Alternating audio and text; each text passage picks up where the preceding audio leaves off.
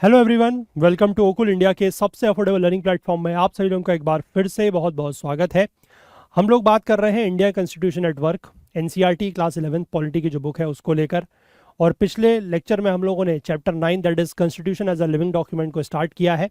और पिछले पार्ट में हम लोगों ने ये देखा कि constitution as a living document का मतलब क्या है, कि इसमें कुछ चेंजेस किए जा सकते हैं समय के हिसाब से। चेंजेस करने के क्या तरीके हैं वो भी हमने थोड़ा बहुत बात करी थी। उसी को लेकर हम लोग आगे आज अपना जो डिस्कशन है वो आगे कंटिन्यू करेंगे। तो चलिए चैप्टर को आगे कंटिन्यू करते हैं पार्ट 2 के साथ।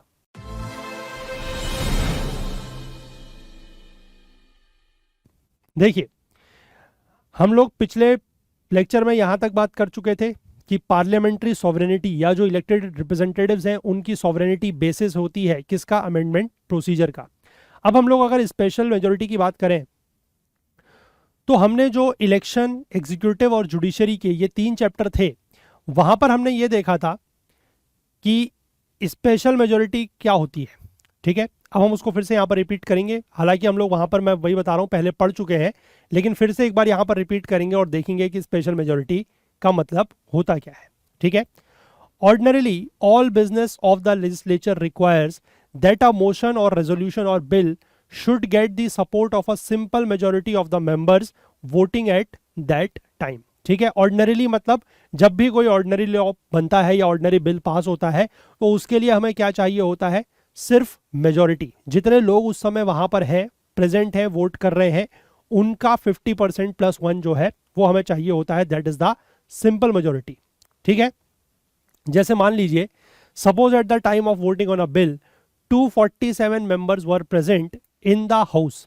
ठीक है, एक बिल के ऊपर वोटिंग हो रही है और हाउस में यानी कि जो सदन है वहां पर 247 मेंबर्स या 247 मेंबर जो है वो प्रेजेंट है, और वो सभी के सब जो है वोटिंग में पार्ट लेते हैं।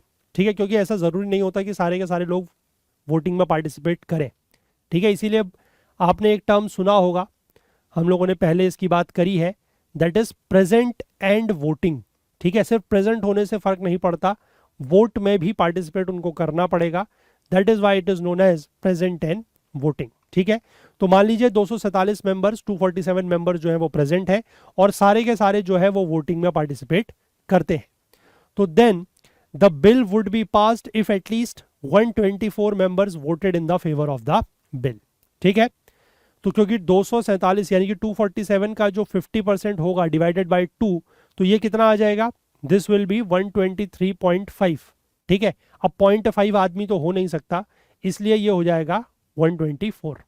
ठीक है, तो यानी कि 247 लोग अगर प्रेजेंट है, सबके सब वोट देते हैं, तो 124 वोट चाहिए या 124 मेंबर्स का सपोर्ट चाहिए उस बिल को पास करने के लिए। ठीक है, लेकिन ऐसा जो है वो अमेंडमेंट बिल के केस में नहीं होगा, यानी कि जो कॉन्स्टिट्यूशनल अमेंडमेंट का बिल है अगर वहां पर इस तरीके की बात चल रही है तो वहां पर ऐसा नहीं होगा। Amendment to the constitution require 2 different kinds of special majorities. ठीक है, वो 2 स्पेशल टाइप की मेजोरिटीज क्या है, देखिए। पहला ये है कि those voting in favour of the amendment bill should constitute at least half of the total strength of that house. ठीक है, एक बात तो ये हो गई कि half of the strength of the house तो होना ही चाहिए, that is the minimum condition. और सेकेंडली क्या है कि the supporters of the amendment bill must also contribute 2/3 of those who actually take part in voting. ठीक है, यानी कि जो अमेंडमेंट बिल के समर्थक हैं, यानी कि जो उसके सपोर्ट में वोटिंग कर रहे हैं, वो कम से कम जितने लोग प्रेजेंट हैं उसका 2/3 होने चाहिए। जब ये दोनों की दोनों कंडीशंस जो है वो फुलफिल होंगी तभी उसको स्पेशल मेजोरिटी माना जाएगा। और both houses of the parliament must pass the amendment bill separately in this same manner. ठीक है, दोनों के दोनों जो सदन है वहां पर इस तरीके का जो अमेंडमेंट बिल होता है वो सेपरेटली पास होता है और प्रोसीजर दोनों जगह यही लगेगा। ठीक है, जॉइंट सेशन जो है आर्टिकल 108 के अंतर्गत जो जॉइंट सेशन की बात है या जॉइंट सिटिंग की बात है, उसका प्रोविजन इस केस में नहीं लगता है। कॉन्स्टिट्यूशनल अमेंडमेंट के केस में there is no provision of joint sitting और joint session of the parliament. ठीक है, आई होप बात क्लियर है। For every amendment bill this special majority is required. तो हर अमेंडमेंट बिल के लिए यही स्पेशल मेजोरिटी की जरूरत होती है। ठीक है, आई होप क्लियर है। अब देखिए, can you see the significance of this requirement in the Lok Sabha, there are 545 members. ठीक है, लोकसभा जो है उसमें 545 मेंबर्स हैं। Therefore any amendment must be supported by a minimum of 273 members. क्योंकि मैंने आपको पहले बताया कि 50% ऑफ द हाउस तो होना ही चाहिए। इसको डिवाइड करेंगे हम 2 से तो वी विल गेट 272.5, यानी कि वही 0.5 तो हो नहीं सकता, इसलिए 273। तो 273 तो 50% हो गया, तो ये तो होना ही चाहिए। अब साथ ही साथ even if only 300 members are present at the time of voting, the amendment bill must get the support of 273 out of them। ठीक है, यानी कि जैसे मान लीजिए, अब मैंने आपको दो चीज यहां पर बताई है, थोड़ा सा समझिएगा इसको। एक तो कंडीशन ये है कि 50% of strength of the house, ठीक है, स्ट्रेंथ ऑफ द हाउस ये होना चाहिए, और साथ ही साथ 2/3 ऑफ प्रेजेंट एंड वोटिंग होना चाहिए। लेकिन ये वाली कंडीशन फुलफिल होनी जरूरी है। सिर्फ और सिर्फ अगर यही कंडीशन फुलफिल होगी तो काम नहीं चलेगा। जैसे कि मैं आपको एग्जांपल के तौर पर बताता हूं, यहां पर लिखा है कि अगर सिर्फ 300 मेंबर जो है वो प्रेजेंट एंड वोटिंग है, जैसे टोटल स्ट्रेंथ तो दी है कि 545 है, लेकिन अगर मान लीजिए सिर्फ 300 जो है वो प्रेजेंट एंड वोटिंग है, ठीक है। अब इसमें से अगर सिर्फ 2/3 जो है वो इसमें वोट देते हैं इसके फेवर में, तो 2/3 ऑफ कितना हो जाएगा, 2/3 ऑफ 300, दिस विल बी 200, यानी कि 200 लोगों ने जो है वो वोट किया है इन फेवर। लेकिन क्या इस केस में वो बिल पास हो जाएगा? आप कहेंगे हाँ हो जाएगा, क्योंकि 2/3 ऑफ प्रेजेंट एंड वोटिंग तो है। लेकिन नहीं होगा, क्यों? क्योंकि 50% of the strength of the house is 273, तो ये तो कम से कम पार होनी चाहिए, अदरवाइज नहीं होगा। ठीक है, आई होप बात क्लियर है। अब सिमिलरली आप कोई और वैल्यू लेके देख लीजिए, जैसे यहां पर ऊपर पूछा भी है कि अगर 400 मेंबर ऑफ द लोकसभा है voted on an amendment bill, तो how many members should support the bill to get the bill passed. यानी कि अगर 400 लोग हैं, ठीक है, अब 400 का अगर 2/3 लोग पार्टिसिपेट मतलब इसमें फेवर में वोट देते हैं, तो कितना हो जाएगा? लगभग आप कह सकते हैं 270 के आसपास।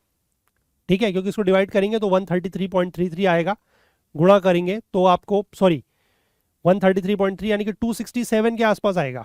ठीक है, लेकिन फिर वही बात कि 273 तो मिनिमम है, अगर 273 नहीं है तो इससे काम नहीं बनेगा। यानी कि एटलीस्ट 273 को तो फेवर करना ही पड़ेगा, तब जाके ये बिल पास हो सकता है। ठीक है, आई होप बात क्लियर है। यानी कि सिर्फ और सिर्फ ये 2/3 ऑफ प्रेजेंट एंड वोटिंग को हम स्पेशल मेजोरिटी नहीं बोल सकते। Special majority is 2/3 of present and voting, साथ में साथ 50% of the strength of the house जो है वो भी होना चाहिए। आई होप क्लियर है बात, यस और नो? ठीक है, कमेंट सेक्शन में मुझे बताइएगा। चलिए आगे देखते हैं। In addition to this, both the houses must pass the amendment bill with special majority separately. ये बात पहले भी मैंने बताई, फिर से बता रहा हूं कि दोनों के दोनों सदनों में ये जो अमेंडमेंट बिल्स हैं स्पेशल मेजोरिटी के साथ वो सेपरेटली होंगे, मतलब अलग अलग होंगे। ठीक है, तो this means that unless there is sufficient consensus over the proposed document it can not be passed. यानी कि यह बात यहां पर क्लियर है कि अगर जो प्रपोज्ड अमेंडमेंट है उसके ऊपर अगर सफिशिएंट कंसेंसस या सहमति नहीं है तो फिर वो पास नहीं हो सकता। क्यों? क्योंकि अगर मान लीजिए कोई पार्टी जो पावर में है, जो सत्ताधारी पार्टी है, जिसकी सरकार है, अगर उसके पास बहुत कम मेजोरिटी है, ठीक है, तो it can pass legislation of its choice and can get budget approved even if the opposition does not agree. वो तो हो सकता है, क्योंकि अगर उसके पास थोड़ा सा भी मेजोरिटी है तो वो फिर सिंपल मेजोरिटी में तो क्लियर कर जाएगी, है ना, सिंपल मेजोरिटी में तो क्लियर हो जाएगा। लेकिन इस केस में नहीं हो पाएगा, क्योंकि इस केस में क्या है कि हमें इस स्पेशल मेजोरिटी चाहिए, 50% और उससे ज्यादा तो चाहिए ही, साथ ही साथ स्पेशल मेजोरिटी चाहिए, तो वो यहां पर क्लियर करना थोड़ा सा मुश्किल है। तो इसीलिए यहां पर यह चीज लिखी है कि it would need to take at least some opposition parties into confidence if it wanted to amend the constitution. तो इसलिए अगर कॉन्स्टिट्यूशन को अमेंड करना है तो कुछ अपोजिशन पार्टीज जो है, कुछ विपक्षी पार्टी जो है, उनका भरोसा साथ लेके आपको चलना पड़ेगा। तो इसीलिए ये देखिए, ये प्रोविजन अब आपको समझ में आ रहा होगा कि फ्लेक्सिबल तो है कि चेंज कर सकते हैं, लेकिन इतना आसान भी नहीं है। अब अगर मान लीजिए इसमें सिर्फ स्पेशल मेजोरिटी वाला प्रोविजन रखा होता, 50% वाला प्रोविजन नहीं होता, तो क्या होता कि मान लीजिए यहां पर कोई पार्टी है, ठीक है, अगर हम लोकसभा की बात कर लें, लोकसभा की स्ट्रेंथ है टोटल 545, हाफ हो गया 273। अब मान लीजिए कोई पार्टी ऐसी है जिसके 200 सदस्य हैं, ठीक है, तो 200 सदस्य में से अगर वो 300 अगर यहां पर पार्टिसिपेट करते हैं, मान लीजिए सिर्फ 300 ही पार्टिसिपेट करे, क्योंकि 545 में से अगर आप आधे मान लीजिए 250, ठीक है, अगर 250 मान लीजिए, तो 250 अगर यहां पर पार्टिसिपेट करते हैं तो ये वैल्यू नीचे आ जाएगी, किससे, 273 से। तो उस केस में क्या होगा कि माइनॉरिटी के केस में भी, या जो पार्टी ऐसी है जो विपक्षी पार्टी है वो भी पास करा सकती है, या फिर अगर कोई पार्टी ऐसी है कि जिसका पास बहुत बड़ी मेजॉरिटी नहीं है ना, वो भी पास करा सकती है। लेकिन इसीलिए यह प्रोसीजर को थोड़ा सा रिजिड बनाया गया है कि इतनी आसानी से ये पास ना हो पाए। आई होप क्लियर है बात, ठीक है। चलिए आगे देखते हैं। So the basic principle behind the amending procedure is that it should be based on broad support among the political parties and parliamentarians। ठीक है, तो ये जो अमेंडिंग प्रोसीजर बनाया गया है, इसको बनाने के पीछे यही चीज ध्यान में रखी गई थी कि जो पॉलिटिकल पार्टीज हैं, यानी कि जो आपके सत्ताधारी पार्टी है, रूलिंग पार्टी है, पार्टी इन पावर है, उसके और बाकी जो पार्लियामेंटेरियंस हैं उनके बीच में एक ब्रॉड सपोर्ट होना चाहिए, तभी जाके अमेंडमेंट्स हो सकते हैं। ठीक है, अब यहां पर इसी बात को लेकर जो डॉक्टर अंबेडकर थे, ड्राफ्टिंग कमेटी के चेयरमैन, ये क्या बोलते हैं कि if those who are dissatisfied with the constitution have only to obtain 2/3 majority and if they can not obtain even that, their dissatisfaction with the constitution can not be deemed to be share with by the general public. यानी कि जो लोग संविधान से dissatisfied है, खुश नहीं है, उसमें कुछ बदलाव करना चाहते हैं, और अगर वो 2/3 बहुमत भी नहीं ला सकते, अगर वो 2/3 मेजोरिटी भी नहीं ला सकते, तो फिर ये माना जाएगा कि जो उनकी कॉन्स्टिट्यूशन से नाराजगी है वो जनरल पब्लिक की नाराजगी नहीं है। अगर जनरल पब्लिक की नाराजगी है तो कम से कम आप 2/3 बहुमत तो लाइए, तब हम ये कह सकते हैं कि हाँ ठीक है, कि आपके जो विचार हैं और जो जनरल पब्लिक के विचार हैं वो एक जैसे हैं। ठीक है, आई होप बात क्लियर है। चलिए इसके बाद आगे देखते हैं। जो तीसरा तरीका था, that is the ratification by the states. For some articles in the constitution special majority is not sufficient. कुछ आर्टिकल्स ऐसे हैं संविधान में जिनके लिए स्पेशल मेजोरिटी सफिशिएंट नहीं है। When the amendment aims to modify an article related to the distribution of powers between the states and the central government, or articles related to representation, it is necessary that the states must be consulted and that they give their consent। ठीक है, when मतलब जब भी कुछ इस तरीके के amendments होंगे जो स्टेट्स और सेंट्रल के बीच की जो पावर का डिस्ट्रीब्यूशन है, अगर उसमें कुछ चेंज करना चाहते हैं, या फिर रिप्रेजेंटेशन को लेकर कुछ चेंज करना चाहते हैं कि किस राज्य के कितना रिप्रेजेंटेशन होगा सेंटर वगैरह में, अगर उससे रिलेटेड कोई आर्टिकल में चेंज करना चाहते हैं, तो फिर उस केस में जो स्टेट्स हैं उनसे कंसल्ट करना पड़ेगा और उनकी जो रजामंदी है, जो कंसेंट है, वो भी लेना पड़ेगा। We have studied the federal nature of the constitution. हमने संविधान का जो फेडरल नेचर है, जो संघीय उसका स्वभाव है, उसको हम लोगों ने पढ़ा है। फेडरलिज्म का मतलब क्या है कि power of the states must not be at the mercy of the central government. ठीक है, जो केंद्र की जो स्टेट्स की पावर है वो मतलब केंद्र के उस पर नहीं होनी चाहिए कि केंद्र अगर चाहे तो राज्यों को पावर देगा, केंद्र चाहे तो नहीं देगा, ऐसा नहीं हो सकता। क्योंकि कॉन्स्टिट्यूशन में जो है वो ये चीज साफ साफ लिखी गई है, स्टेट्स और सेंटर के बीच की पावर को क्लियरली बिल्कुल डिफाइन किया गया है। The Constitution has ensured this by providing that legislatures of half of the states have to pass the amendment bill before the amendment comes into effect। ठीक है, तो इसी चीज को इंश्योर करने के लिए, सुनिश्चित करने के लिए क्या किया गया है कि legislature of half of the states, सारे के सारे राज्यों के लिए नहीं है, सिर्फ अगर आधे राज्य भी जो है उनके लेजिस्लेचर में अगर ये चीज पास हो जाती है अमेंडमेंट बिल, तो फिर वो अमेंडमेंट बन सकता है पूरा। ठीक है, तो we can say that for some parts of the constitution greater और wider consensus in the polity is expected. तो कुछ पार्ट्स ऐसे हैं संविधान में जिसके लिए हमें थोड़ा सा ज्यादा कंसेंसस की जरूरत है, ज्यादा सहमति की जरूरत है। अब ये प्रोविजन जो है ये रिस्पेक्ट करता है स्टेट्स की भी, and give them participation in the process of amendment. ठीक है, अगर मान लीजिए इस तरीके का प्रोविजन नहीं होता तो फिर तो आप ये समझ लीजिए कि अमेंडमेंट के प्रोसीजर्स में स्टेट्स का कोई रोल ही नहीं था, लेकिन यहां पर हो रहा है। ठीक है, तो राज्यों को भी थोड़ा सा रिस्पेक्ट दिया जा रहा है और साथ ही साथ उनको अमेंडमेंट की प्रोसेस में पार्टिसिपेट करने का मौका भी मिल रहा है। At the same time care is taken to keep this procedure somewhat flexible even in its more rigid format. Consent of only half of the states is required and simple majority of the state legislature is sufficient. तो थोड़ा सा तो procedure को rigid बनाया गया है कि मतलब आपको सिर्फ जो पार्लियामेंट की स्पेशल मेजोरिटी है सिर्फ उसी की ज़रूरत नहीं है, साथ ही साथ आपको स्टेट से भी रजामंदी लेनी है, कंसेंट लेनी है, लेकिन फिर भी ये ध्यान रखा गया है कि बहुत ज़्यादा जो है वो रिजिडिटी ना आए। तो उसके लिए क्या किया गया है कि सारे के सारे राज्यों की कंसेंट की ज़रूरत नहीं है, सिर्फ अगर 50% ऑफ द स्टेट्स भी अपनी रजामंदी या कंसेंट दे देते हैं तब भी बात बन जाएगी। और दूसरी बात यह है कि राज्यों में जो स्टेट लेजिस्लेचर्स हैं उनकी जो कंसेंट है वो सिर्फ सिंपल मेजोरिटी से होगी, वहां पर स्पेशल मेजोरिटी की कोई भी जरूरत नहीं है। ठीक है, आई होप क्लियर है। तो दस the amendment process is not impractical even after taking into consideration this more stringent condition. तो इसीलिए हम ये कह सकते हैं, क्योंकि इतना तो किया गया है कि हाफ ऑफ द स्टेट्स की ही कंसेंट चाहिए और साथ ही साथ सिंपल मेजोरिटी से चाहिए, तो इसलिए हम ये कह सकते हैं कि इन सभी स्ट्रिक्ट कंडीशंस के बावजूद अमेंडमेंट करना इम्प्रैक्टिकल या इम्पॉसिबल नहीं है, किया जा सकता है। ठीक है, तो we may summarise that the constitution of India can be amended through large scale consensus and limited participation of the states. ठीक है, तो यहां पर हम इस चीज को समराइज करते हैं, ये लाइन भी इंपॉर्टेंट बन जाती है कि constitution of India can be amended through large scale consensus, यानी कि बड़े स्केल पर, बड़े स्तर पर एक कंसेंसस या सहमति होनी चाहिए, और स्टेट्स का इसमें लिमिटेड पार्टिसिपेशन है, क्योंकि 50% ऑफ द स्टेट्स की ही बात यहां पर लग रही है। The founding fathers took care that constitution would not be open to easy tampering. ठीक है, कॉन्स्टिट्यूशन के जो फाउंडिंग फादर्स थे, मतलब जो हमारे कॉन्स्टिट्यूशन मेकर्स थे, उन्होंने इस बात का ख्याल रखा था कि the constitution would not be open for easy tampering, मतलब उससे आसानी से छेड़खानी नहीं की जा सकती।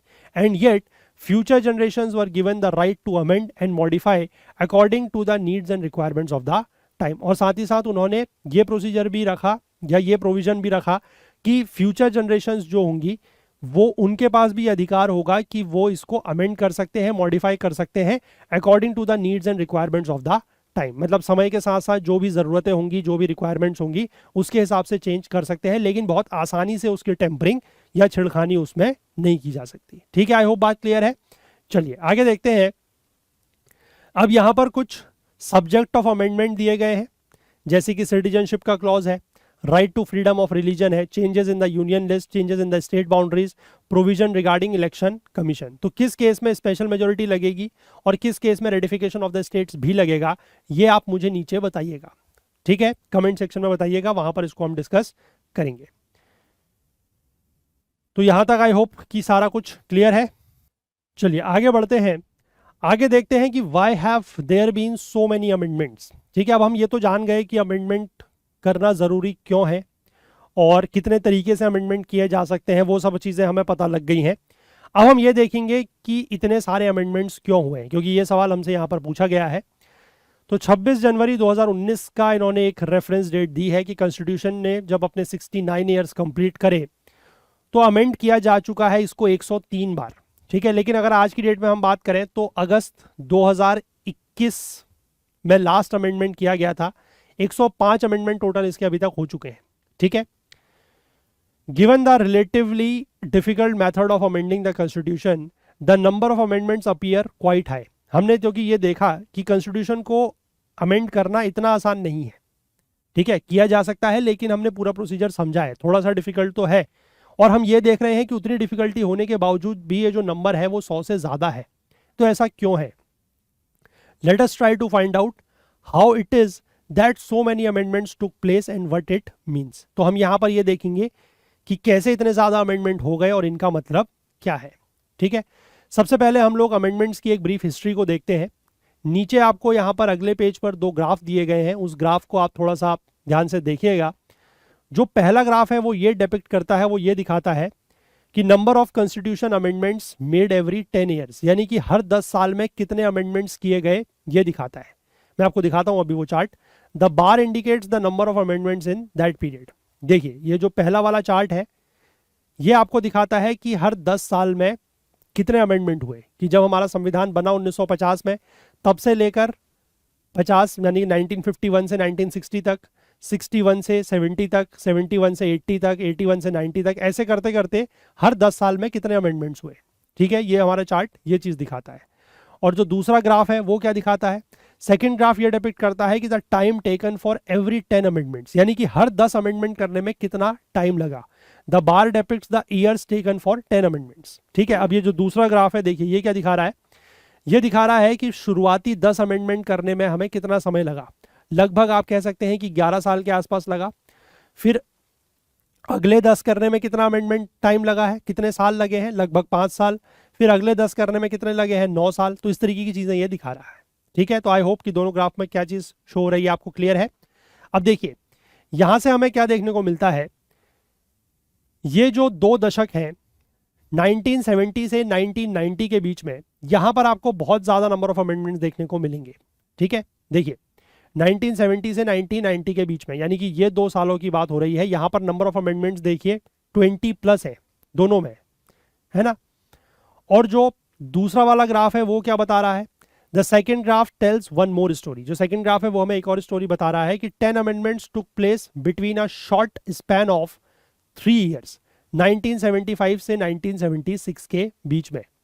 ठीक है, यानी कि यहां पर अगर हम बात करें कि ये वाला जो समय था, ये वाला यहां पर वो समय हुआ है, क्योंकि 3 साल हमें यहीं पर दिख रहा है, यानी कि इन 3 सालों में ही 10 अमेंडमेंट हो चुके हैं। ठीक है, और यही वाला जो समय है वो 1974-75 के आसपास वाला रीजन यहां पर दिखा रहा है।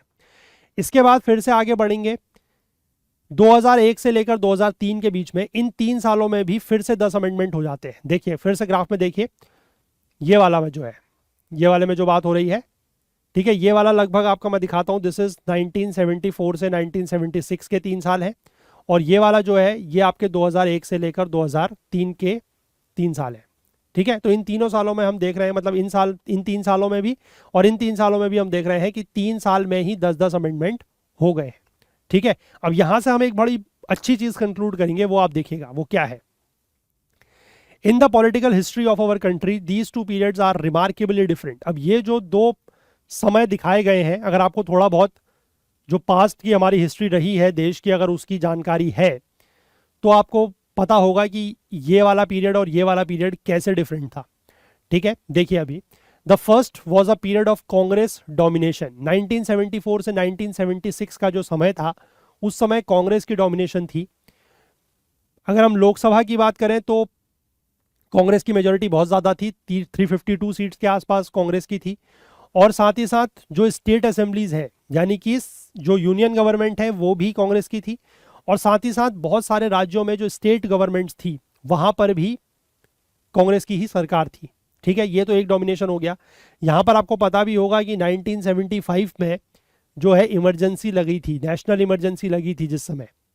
ठीक है, इमरजेंसी लगी थी, इंदिरा गांधी जो थी वो उस समय प्राइम मिनिस्टर हुआ करती थी, है ना। तो ये वही वाला पीरियड है, वही वाला फेज है ये 1974 से 76 के बीच वाला। अब जो दूसरा फेज है 2001 से 2003 के बीच में, that was a period marked by collision politics. इस समय पर कोलिजन हुआ करता था। कोलिजन मतलब किसी एक पार्टी की मेजोरिटी नहीं थी, देयर वाज अ कोलिजन, मतलब उसमें आप कह सकते हैं इसको कि गठबंधन की सरकारें थी। गठबंधन मतलब होता है कि no clear majority of any party. ठीक है, कोई क्लियर मेजोरिटी नहीं थी किसी पार्टी की, सभी जो है वो एलाइज के साथ मिलके, एलाइज मतलब होता है जैसे कि पॉलिटिकल पार्टीज के ग्रुप, ठीक है, वो एक साथ मिलके जो है सरकार चला रहे थे। इस समय पे बेसिकली आपको पता होगा कि जो AB वाजपेयी थे, अटल बिहारी वाजपेयी, वो इस समय यहाँ पर प्रेसिडेंट थे, सॉरी प्राइम मिनिस्टर थे, I am very sorry, prime minister थे, है ना। तो उनकी जो NDA की सरकार हुआ करती थी जिसमें बीजेपी प्लस अदर पार्टीज थी, तो वो उस समय का ये दौर है। ठीक है, तो it was also a period when different parties were in power in different states. और यहाँ पर ये तो हम बात कर रहे हैं, AB वाजपेयी तो प्राइम मिनिस्टर थे, सेंटर की बात कर रहे हैं। लेकिन अगर हम बात कर लें स्टेट्स में, तो स्टेट्स में भी उस समय अलग अलग पार्टी की सरकार हुआ करती थी। जैसे यहाँ पर जो था पहले वाले समय में कि ज्यादातर राज्यों में कांग्रेस की सरकार थी, अब वो सीन चेंज हो चुका था।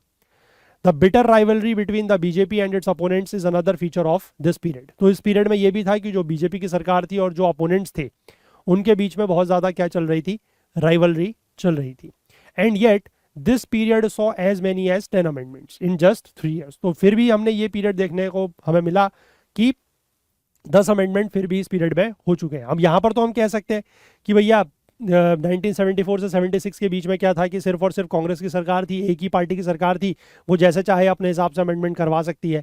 लेकिन हम यहाँ पर देख रहे हैं कि 2001 से 2003 के बीच में तो एक तो कोलिजन गवर्नमेंट है और साथ ही साथ स्टेट्स में भी जो है वो अलग अलग पार्टी की सरकारें हैं, लेकिन फिर भी 10 अमेंडमेंट हो गए 3 साल में। तो यहाँ से हमें एक चीज़ समझने को मिलती है, वो ये है कि the incidence of amendments is not dependent merely on the nature of majority of the ruling party alone. बहुत इंपॉर्टेंट पॉइंट है कि हम सिर्फ ये नहीं कह सकते कि जो अमेंडमेंट्स हैं वो सिर्फ इस बात पर निर्भर नहीं करते कि रूलिंग पार्टी की मेजोरिटी है, कि रूलिंग पार्टी अगर है तो बहुत सारे अमेंडमेंट्स होंगे, ऐसा नहीं है। हमने देख लिया कि एक केस तो ऐसा है कि जब हाँ रूलिंग पार्टी मेजोरिटी में थी तो बहुत सारे अमेंडमेंट्स हुए, 3 सालों में ही 10 अमेंडमेंट हो गए। लेकिन फिर हमने एक केस ऐसा भी देखा, एक सिनेरियो ऐसा भी देखा 2001 से 2003 के बीच में, जिस समय कोलिजन गवर्नमेंट थी लेकिन फिर भी अमेंडमेंट जो है वो बहुत ज़्यादा होते हैं। ठीक है, आई होप ये बात यहाँ तक क्लियर है। अब इसके बाद एक चीज़ यहाँ पर देख लीजिए कि there is always a criticism about the number of amendments. Number of amendments को लेकर क्रिटिसिज्म होता रहता है। It is said that there have been far too many amendments to the constitution of India. ये बात बहुत बार कही जा चुकी है कि भारत के संविधान में जो है वो बहुत ज़्यादा कॉन्स्टिट्यूशन में अमेंडमेंट किए जा चुके हैं। On the fact of face of it, the fact that 103 amendments took place in 69 years does seem to be somewhat odd. ठीक है, सिर्फ 70 सालों में या 72 साल की अगर मैं बात करूं और 105 अमेंडमेंट मैं आपको बता रहा हूं, तो इतने अमेंडमेंट्स अगर हो चुके हैं तो थोड़ा सा ऑड लगता है। लेकिन जो ये दो ग्राफ हमने ऊपर देखे, ये क्या बताते हैं कि amendments are not only due to political considerations. Amendment जो है वो सिर्फ और सिर्फ पॉलिटिकल कंसिडरेशंस की वजह से ही नहीं हुए हैं। अगर हम जो पहला दशक है after the commencement of the constitution, यानी कि 1950 से लेकर 1960 का जो समय है उसको अगर हम छोड़ दें, तो every decade has witness the study stream of amendments. तो उसके बाद अगर हम देखें तो अमेंडमेंट जो है वो लगभग हर दशक में ही हुए हैं। आप यहाँ से देख सकते हैं सिर्फ पहला ही एक ऐसा दशक है 1950 से लेकर 60 तक का जिसमें अराउंड 6-7-8 अमेंडमेंट 7-8 अमेंडमेंट के आसपास हुए हैं। ठीक है, ये ग्राफ देख के भी इतना हमें दिख रहा है। लेकिन उसके बाद आप देखिए इसमें 15 के आसपास है, इन दोनों में तो 20+ है। ठीक है, यहाँ पर भी आप कह सकते हैं कि 15+ तो है ही, यहाँ पर भी अराउंड 10, 12, 13 के आसपास है। तो हर समय पर जो है अमेंडमेंट्स ज़्यादा ही हो रहे हैं, ऐसा नहीं है कि बाद में कभी कम हुए हैं। तो this means that irrespective of the nature of politics and the party in power, amendments were required to be made from time to time। तो इससे हमें यह चीज समझ में आती है कि पॉलिटिक्स का नेचर क्या है या कौन सी पार्टी पावर में है, भले ही वो एक सिंगल पार्टी हो या कोलिजन पॉलिटिक्स चल रही हो, कोलिजन पावर पार्टी गवर्नमेंट की में गवर्नमेंट में हो, उससे फर्क नहीं पड़ता। अमेंडमेंट जो है उनकी जरूरत रहती है समय समय पर। ठीक है, वो समय के साथ जो है अमेंडमेंट्स करने पड़ते हैं। तो was this because of the inadequacies of the original constitution. अब ये सवाल फिर से आता है कि इतने सारे अमेंडमेंट अगर हमें करने पड़ रहे हैं तो इसका मतलब क्या है कि जो हमारा ओरिजिनल कॉन्स्टिट्यूशन 1950 में बना था क्या वो इनएडिक्वेट था, क्या वो सही नहीं था, इसमें इतने ज़्यादा चेंज क्यों करने पड़ रहे हैं। ठीक है, और दूसरा सवाल यह आता है कि is the constitution too flexible. क्या हमारा जो संविधान है वो बहुत ही ज़्यादा लचीला या बहुत ही ज़्यादा फ्लेक्सिबल है, इसलिए हम लोग इतने ज़्यादा अमेंडमेंट्स कर पा रहे हैं। तो इन दो सवालों के साथ मैं आपको इस लेक्चर में यहीं पर छोड़ के जाता हूं। अगले लेक्चर में आगे बढ़ेंगे और फिर इस चीज़ों को हम आगे कंटिन्यू करेंगे और देखेंगे इन सवालों के जवाब। ठीक है, 2 सवाल ध्यान रखिएगा कि क्या हमारा ओरिजिनल कॉन्स्टिट्यूशन इतना इनएडिक्वेट था कि इतने ज़्यादा अमेंडमेंट किए गए, और दूसरा ये कि क्या वो इतना फ्लेक्सिबल था कि इतनी आसानी से इतने अमेंडमेंट्स किए जा सकते हैं। ठीक है, तो चलिए इस लेक्चर को इतना ही रखते हैं, अगले लेक्चर में इसको आगे कंटिन्यू करेंगे। तो कंटेंट रिलेटेड अगर आपको कोई भी डाउट होता है तो आप हमारा टेलीग्राम का ग्रुप ज्वाइन कर सकते हैं, ओकुल जीएस यूपीएससी डिस्कशन फोरम। इसका लिंक आपको नीचे डिस्क्रिप्शन में मिल जाएगा, या फिर आप इसको टेलीग्राम में सर्च करके भी ज्वाइन कर सकते हैं और अपने जो भी कंटेंट रिलेटेड डाउट है वो आप हमसे यहाँ पर पूछ सकते हैं। साथ ही साथ आप हमें हमारी ईमेल आईडी के थ्रू भी कांटेक्ट कर सकते हैं support@okul.co पर, और अपने जो भी डाउट्स हैं, जो भी क्वेरीज हैं, वो आप हमसे यहाँ पर भी पूछ सकते हैं। और अगर आप अपने कोई भी बात हम तक पहुँचाना चाहते हैं तो आप सोशल मीडिया प्लेटफॉर्म्स का यूज़ भी कर सकते हैं। तो चलिए मिलेंगे अगले लेक्चर में, इस चैप्टर को आगे कंटिन्यू करेंगे। तब तक के लिए अपना बहुत बहुत ध्यान रखिएगा। Please do take care of yourself. Thank you, have a nice day, bye bye.